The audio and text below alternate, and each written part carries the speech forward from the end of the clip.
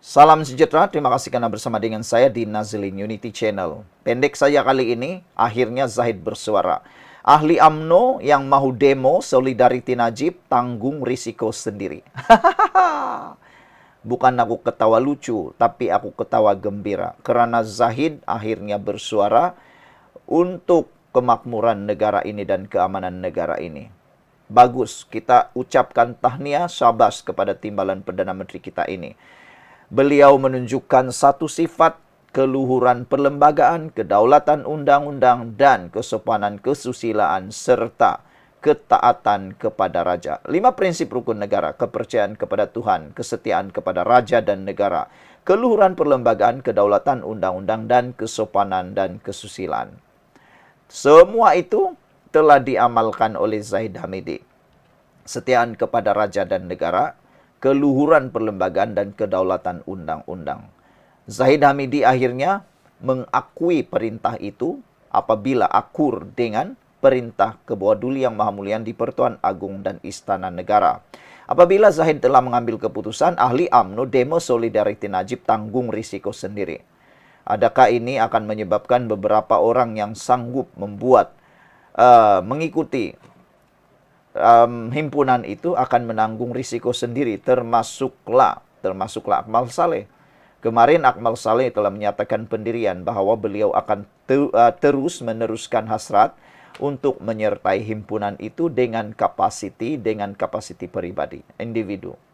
Jadi adakala itu adalah membelakangi kehendak parti yang telah diumumkan oleh Setiausaha Agung AMNO, Dr. Ashraf Fajri Dusuki, dan Zahid Hamidi telah pun memberikan amaran ini. Saya rasa selepas amaran ini dikeluarkan silap-silap hari bulan, Akmal Saleh pun akan berpikir 1 atau 2 kali untuk menyertai lagi. Karena AMNO ini secara sifatnya adalah parti yang mementingkan hierarki dan juga kepimpinan. Presiden AMNO Datuk Seri Dr. Ahmad Zahid Hamidi mengingatkan ahli parti itu supaya tidak menyertai satu perhimpunan yang dijadwalkan berlangsung di Istana Kehakiman di Putrajaya esok. Jadi peringatan Zahid Hamidi ini jelas, ahli AMNO, termasuklah Akmal Saleh. Harap-harap Akmal Saleh tidaklah melanggar arus menentang perintah ini. Akmal Saleh harus mengambil iktibar. Beliau ini berpotensi besar dalam politik. Tapi kalau dia silap hari bulan, silap langkah, menentang presiden, beliau harus ingat pernah ada dipecat gara-gara menentang presiden. Siapa lagi? Khairi Jamaluddin, senior kepada Akmal Saleh. Senior beliau, Khairi Jamaluddin, yang lebih hebat daripada Akmal Saleh, yang pernah menjawat jawatan menteri, menteri yang berjaya sebagai Menteri Kesehatan, Belia dan Sukan. Tapi tetap dipecat. Apalagi Akmal Saleh yang hanya sekadar exco dan hanya sekadar adun, belum pernah jadi ahli parlimen. Silap-silap hari bulan, beliau akan menghadapi masalah yang besar jika menentang arahan daripada Zahid Hamidi ini. Timbalan Perdana Menteri itu juga berkata, mana-mana ahli yang masih mahu menyertai perhimpunan tersebut perlu menanggung sendiri sebarang risiko yang dihadapi. Kalau ada individu yang hadir ke perhimpunan Solidarity itu, kita serahkan kepada mereka untuk mengambil risiko sendiri. Maknanya kalau ditangkap, kalau didakwa, kalau tertangkap, tanggung sendiri, keluar sendiri. Tiada seorang pun antara AMNO yang mungkin akan membantu mengeluarkan Anda. Itu jelas arahannya. Dalam hal itu kita harap tidak ada penganjur-penganjur daripada mana-mana bahagian atau cawangan AMNO yang turut terlibat secara rasmi di perhimpunan tersebut. Katanya kepada pemberita selepas merasmikan Kualit Cafe at Universiti Kebangsaan Malaysia UKM Bangi hari ini. Pada 3 Januari, Setiausaha Agung AMNO Datuk Dr. Ashraf Fajri Dusuki memaklumkan parti itu membatalkan satu perhimpunan bagi menyokong bekas Perdana Menteri Datuk Seri Najib Razak yang dijadwalkan di Putrajaya. Pembatalan itu dibuat selepas Istana Negara memaklumkan permohonan pengampunan atau pengurangan hukuman bagi mana-mana banduan hendaklah dikemukakan sendiri oleh banduan berkenaan untuk dipertimbangkan lembaga pengampunan yang dipengerusikan yang di Pertuan Agong. Sementara itu, Ketua Polis Daerah Putrajaya ACP ID Syam Mohammed menerusi kenyataan juga berkata, tindakan tegas akan diambil ke atas individu yang menyertai perhimpunan berkenan kerana ia tidak mendapat kebenaran pemilik tanah sekaligus tidak mematuhi syarat-syarat Akta Perhimpunan Aman 2012.